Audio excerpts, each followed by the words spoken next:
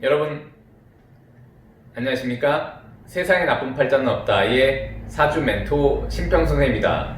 오늘은 제가 2020년 경자년 9월 운세 중에 여기 지금 제가 잠깐 정리를 해놨는데요. 원숭이띠, 닭띠, 개띠, 그 다음에 돼지띠 운세에 대해서 제가 설명을 좀 드리고자 합니다. 제가 지난번에 뭐라 그랬냐면 이 경자년이라고 하는 것은 이 경자년의 구성이 이렇게 금과 수로 이루어졌다고 일단 말씀드렸는데요.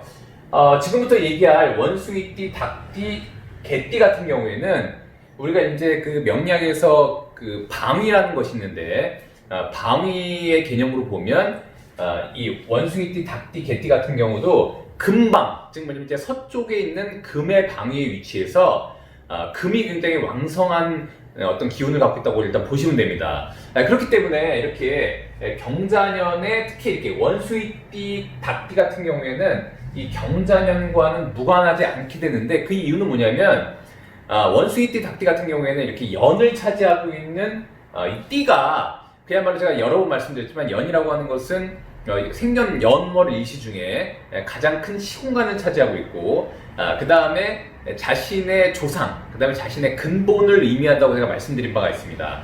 그래서 이렇게 닭띠, 원숭이띠 같은 경우에는 본인들이 가지고 있는 이 원래 그 사주팔자 내에 금기가 있는데 이제 신도 금이 되고요. 그 다음에 유도 금이 됩니다. 물론 술도 방위로 보면 금이 되지만 이건 오행 자체가 토기 때문에 일단 이건 예외로 하고요. 그 다음에 원숭이띠하고 닭띠 같은 경우에는 지장간이라는 것이 있습니다. 지장간이라고 하는 것은 뭐냐면 그 지지, 즉 뭐냐면 제가 말씀드린 이렇게 띠같이 이런 그 지지 안에 들어있는 어떤 천간의 개념을 지장간이라고 하는데 이 신과 이 유라고 하는 원숭이띠와 닭띠 안에는 이렇게 경이라는 글자가 이미 들어가 있습니다. 그래서 결국은 뭐냐면 이 경자년에 이 경이라는 글자를 이렇게 드러냈다고 하는 것은 원숭이띠와 닭띠 같은 경우에는 올해 그 다른 띠보다는 반드시 이벤트가 있을 확률이 일단 높다는 것을 의미하게 됩니다. 즉 뭐냐면 원래 자신이 갖고 있던 금기를 이 경자년 같이 올해 같은 해에 이렇게 하늘로 이렇게 드러내게 된다는 것은 뭐냐면 자신의 원래 사주팔자에 갖고 있던 표상을 뭔가 이렇게 드러낸다는 것을 의미하게 되는 것이죠. 물론 그 드러내는 그 기운이 각각의 사주팔자에 따라서 약간씩 다 다릅니다. 예를 들면 만약에 연월일시에서 어제도 말씀드린 바와 같이 1이 만약에 갑이라던가 아니면 을과 같이 이렇게 목을 지칭하는 글자라고 한다면 이게 1입니다. 1 연월일시 중에 1이 갑이나 을처럼 이렇게 목을 지칭하는 글자라고 한다면 이렇게 경자년에는 원숭이띠와 닭띠 같은 경우에는 원래 금인데 본인들이 갖고 있던 금기를 이렇게 드러내는 것이 되기 때문에 이렇게 드러내는 금이라고 하는 이 기운이 이 목일간, 즉 이 갑이나 을이 1을 차지하고 있는 이런 사람들한테는 관이라고 하는 기운이 됩니다. 즉 뭐냐면 자신이 원래 사주팔자에 갖고 있던 이 관은 곧 관직을 의미하게 되는데 이 관직이 이렇게 경자년에 이렇게 드러났다는 것을 의미하게 됩니다. 그래서 일반적으로 좀 사주 구조가 좋다 그러면 이렇게 경자년에 어떤 직급을 얻거나 아니면 이제 취업이 안 됐던 분들은 취업을 한다거나 이런 일들이 많이 발생하게 됩니다. 근데 무조건 이제 이렇게 관이 드러났다고 해서 무조건 좋은 것은 아니고 만약에 자신의 사주가 좀 안 좋거나 아니면 이렇게 금기가 원래 어제 말씀드린 바와 같이 좀 태고하다고 한다면 너무 많아서 금기가 너무 많아서 약간 사주의 균형이 약간 무너져 있다고 한다면 오히려 이렇게 갑일간이나 을일간이 오히려 이 경자년에 이렇게 어떤 관의 압박을 받음으로써 우리가 관의 압박이라고 하는 것은 일반적으로 이제 관청, 구청, 법원, 경찰 이런 걸 의미합니다. 그런 거로부터 자기가 어떤 압박을 받는다는 것을 의미하게 되니까 보통 이럴 경우에 일반적으로 여러 가지 송사나 사주 구조가 굉장히 안 좋다고 한다면 뭐 송사라든지 아니면 이제 법원 갈 일, 아니면 경찰서에 불려갈 일, 남과의 어떤 구설과 시비로 인해서 하여간 그 관제가 일어나거나 이런 일들이 일단 일어날 수 있다고 일단 보시면 됩니다. 더군다나 이렇게 원숭이띠와 닭띠 같은 경우에는 이미 그 사주 구조가 이제 금이고 더군다나 경자년에 이 경이라는 글자가 금이 되고요. 그 다음에 이렇게 지금 을유월, 즉 6월에 양력 9월이 되면 이렇게 유라고 하는 금기가 이것도 다 금을 의미합니다. 이렇게 금기가 굉장히 많아지게 되는 것이죠. 그래서 이렇게 금기가 많아지게 되면 사주의 어떤 구조별로 약간씩 차이는 있겠지만 일반적으로 금이라고 하는 것은 약간의 싸움을 의미하게 됩니다. 그래서 우리가 보통 이제 옛날에 무기를 만들 때 이제 보통 이제 금기로서 무기를 만들게 되는데, 이렇게 금기가 드러나는 것은 약간의 남들과의 다툼의 요소가 일단 많다고 보시면 되고요. 그 다음에 일반적으로 금이라고 하는 것은 사람의 일생으로 보면 중년기를 의미하게 됩니다. 그러니까 중년기라고 하는 것은 자신의 에너지가 약간씩 약화될 수 있는 기운을 의미하게 되는 것이죠.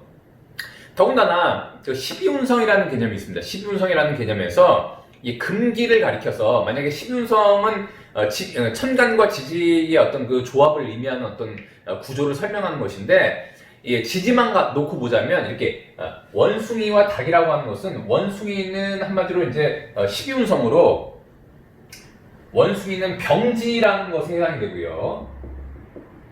병지라고 하는 것은 우리가 일반적으로 병에 걸렸다 할 때 그 병을 의미하는 것이고요. 그다음에 유라고 하는 것은 사지라는 개념에 해당이 됩니다. 우리가 죽을 사자 써서, 그래서 일반적으로 신유라고 하는 것이 우리가 계절을 보면 이제 가을을 의미하게 되는데, 보통 가을이라고 하는 것은 조금 이제 활짝 핀 어떤 에너지가 기본적으로 이제 응축하면서 내면으로 이렇게 들어가는 그런 어떤 운기 패턴을 의미하게 되듯이, 인간도 이렇게 한마디로 중년기가 되면 피부도 좀 유연성이 떨어지게 되고, 그다음에 근육도 유연성이 떨어지게 되고, 그다음에 이제 몸도 점점 약화되고, 이렇게 여러 가지 몸에서 그 안 좋던 부분, 흔한 말로 이제 중년이 되면 여러 가지 이제 병들이 좀 나타나지 않습니까? 일반적으로. 그래서 그런 것을 의미하게 돼서, 일단 원숭이띠와 닭띠가 12운성으로 보면 이렇게 병지와 사지에 해당하는데, 이렇게 경자년이 되고 그다음에 이렇게 을유월이 되면 좀 더 금기가 강화된다고 일단 볼 수 있습니다. 그래서 일반적으로 이렇게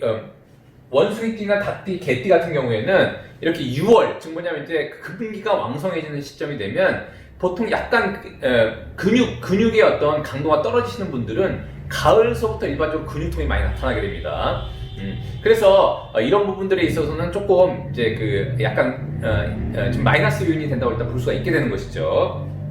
자, 그래서 제가 하나하나 잠깐 설명을 드리면, 이렇게 원숭이띠 같은 경우는 제가 아까 뭐라고 말씀드렸냐면, 경자년이 되면 이 경이라는 글자, 원래 자신이 품고 있던 금기를 이렇게 드러내서 뭔가 이벤트가 있을 수 있는 연이라고 제가 말씀드린 바가 있고요. 더군다나 이렇게 을유월이 되면 이렇게 자기가 드러낸 이 경이라는 글자가 6월에 굉장히 강화된다고 제가 말씀드린 바가 있습니다. 그렇기 때문에 자신의 원래 품고 있던 금기를 드러내서 그것이 강화되는 시점이 6월부터이기 때문에, 만약에 아까 말씀드렸듯이 자신한테 금기가 굉장히 좀 유용한 글자라고 한다 그러면, 이렇게 지난 월, 그러니까 신월이 되는 것이죠. 신월부터 이렇게 6월로 넘어갈 때 본격적으로 자신의 활동 역량이 강화된다고 일단 보시면 됩니다. 특히나 이렇게 원숭이띠가 6월을 보게 되면, 어제도 말씀드렸지만 제가 연살이라고 해서 이걸 일명 도화라고 한다고 말씀드렸습니다. 그래서 자신이 갖고 있던 금기를 드러내고 그게 이렇게 연살이 되고 도화가 된다 그러면, 이때 비로소 자신이 갖고 있던 잠재력을 표출하기에 굉장히 유리하다라고 일단 볼 수도 있습니다. 더군다나 원숭이띠 같은 경우는 이렇게 경자년이 되면 이 자와 이렇게 신이 서로 이렇게 합을 하게 돼서 뭔가 어떤 목적을 띠고 서로 간에 뭔가 도모하기 굉장히 좋은 해라고 제가 말씀드린 바가 있는데, 그렇게 뭔가 도모하고 좋은 해가 이렇게 6월이 되면 굉장히 강도가 강해져서 뭔가 자신이 하는 일이 본격적으로 좀 현실화가 되는 그런 월이라고도 일단 볼 수가 있습니다. 그래서 만약에 그 원숭이띠 같은 분들은 기존에 좀 더 이렇게 도모하시고 준비하셨던 게 있다고 한다면, 이번 9월 같은 경우에는 뭔가 결실을 맞이할 수 있는 그런 월이라고 일단 보시면 됩니다. 다만 아까도 말씀드렸듯이 이 신이라고 하는 것은 금기에 해당이 되고, 그 다음에 6월도 금기에 해당하기 때문에 보통 이런 경우에는 어제도 말씀드린 바가 있지만, 이게 목과 화라는 기운이 좀 약화될 수가 있습니다. 그래서 사주팔자라고 하는 것은 어떤 기운이 강화되면 어떤 기운은 약화되게 되어 있습니다.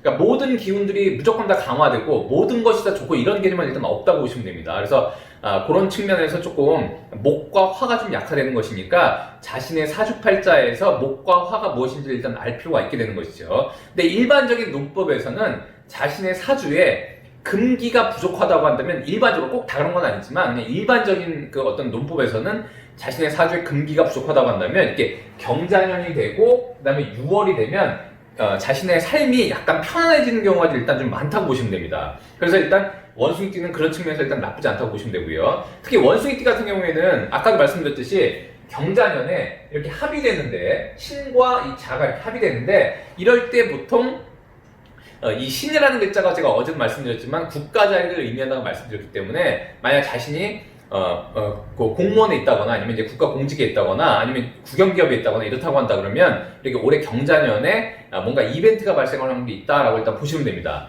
그 다음에 이렇게 닭띠 같은 경우에는 한마디로 경자년에 아까도 말씀드렸지만 자신이 품고 있던 금기를 드러내고, 그 다음에 이렇게 6월이 되면 기본적으로 자신이 갖고 있는 뭔가 에너지를 확실히 이렇게 드러내는 시기가 되기 때문에 역시 일단 뭐 나쁘진 않다고 볼 수가 있습니다. 근데 다만 금기가 굉장히 강해지는 시점이 되기 때문에, 특히나 이렇게 유가 겹치게 되면 이제 12신살의 개념에서 이렇게 유라고 하는 것은 닭띠가 보면 장성이 됩니다. 장성이라고 하는 것은 뭐냐면 어떤 장군 같은 이미지라고 제가 보면 된다고 말씀드린 바가 있는데, 근데 주의할 것이 있습니다. 이렇게 자신을 닭의 월을 보면 자신의 띠와 같은 월이 되니까 굉장히 에너지가 굉장히 강조되고 강화되겠죠.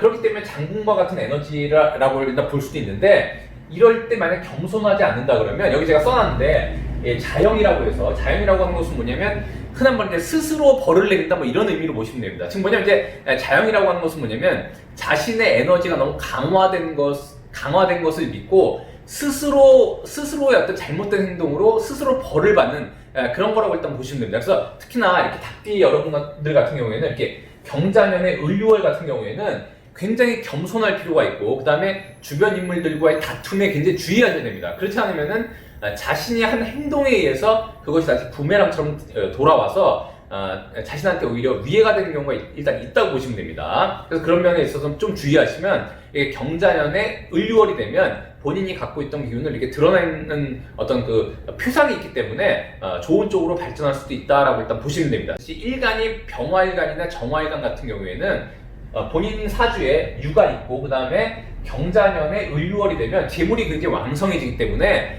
이때는 오히려 재물에 대한 성취가 굉장히 올라간다라고 보시면 되고요. 그 다음에 만약 일간이 즉 뭐냐면 간목이나 을목이라고 한다면 오히려 자신의 명예가 상승하는 계기가 될 수도 있게 되는 것입니다.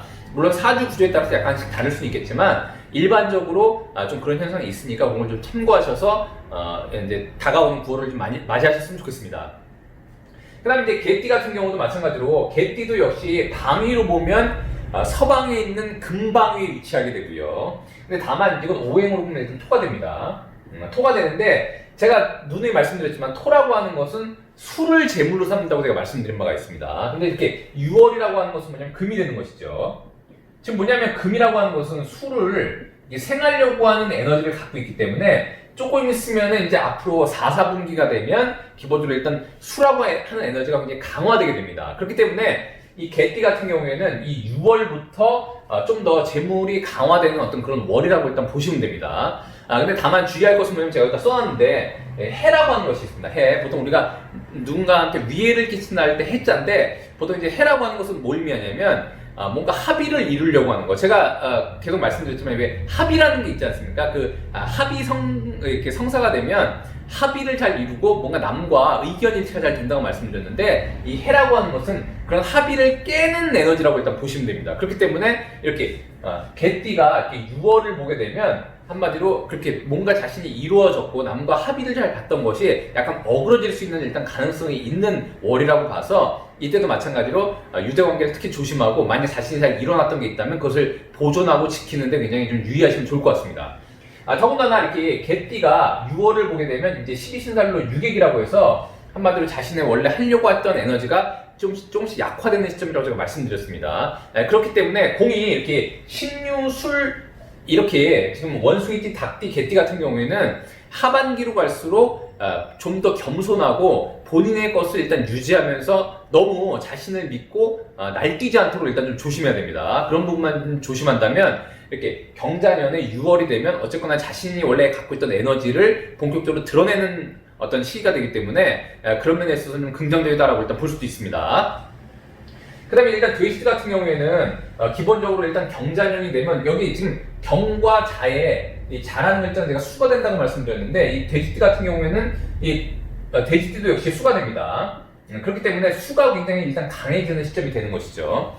그래서 만약 수가 강해진다고 한다면 일반적으로 이제 명리학의 논법에서는 뭐가 하나 강해지면 어느 한 부분이 제가 약해진다고 일단 말씀드린 바가 있습니다. 그래서 수가 강해지면 일반적으로는 가장 타격을 입는 것은 화라고 하는 것이 타격을 입습니다.